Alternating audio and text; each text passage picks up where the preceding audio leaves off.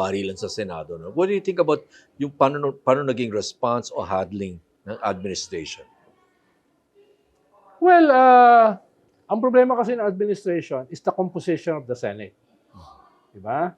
Yung very nature ng composition ng Senate, yung regal room mo, hindi ganun Because of the substantial number of Duterte senators? Hindi lang. Yung mga loyal sa'yo, hindi ganun kasigurado. Nakita mo naman yung resulta. Yung mga loyal sa'yo, hindi ganun ka-loyal. Hindi, nakita mo naman yung resulta ng midterm. No? Talo ka eh.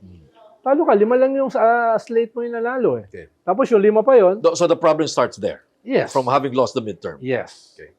Usually, pag midterm kasi, hindi ka Sa'yo, puro kandidato Dapat dominated mo yan. the government is coming from a weakness. From a handicap? Yes. Okay. Papunta dyan. No? Pero the presidency is so powerful, pwede mo malampasan yan if you know how to use the power of the presidency. But part of the problem is also, the differing narratives ng NBI at ng DILG. On day one, magkaiba yung kwento ng dalawa. Mag-iba position nila sa ICC arrest warrant. That's one thing. Kasi dapat isa lang ang kumpas dyan. Diba? So, you're getting mixed Do signals. they have the right political operators to handle Hindi lang. a Dapat the situation leader, like this? Yeah. put your foot down. No? Halimbawa, hindi sa pagbubuhat ng bangko.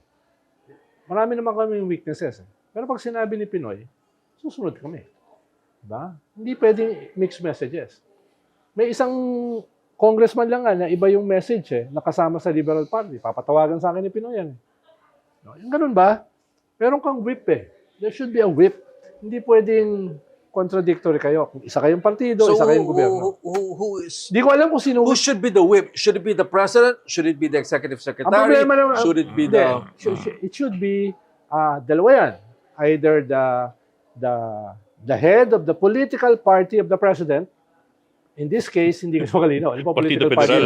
Political party ng presidente. Okay. Ikalawa, either the executive secretary or the political affairs Advisor. Or the secretary of the interior.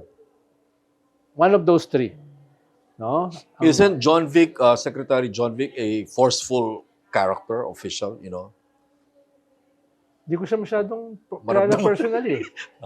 Ngayon lang kami nagkakilala. Ngayong nitong past few months lang. No? Yung tatay niya, kilala ko. Kalaban ko yung tatay niya.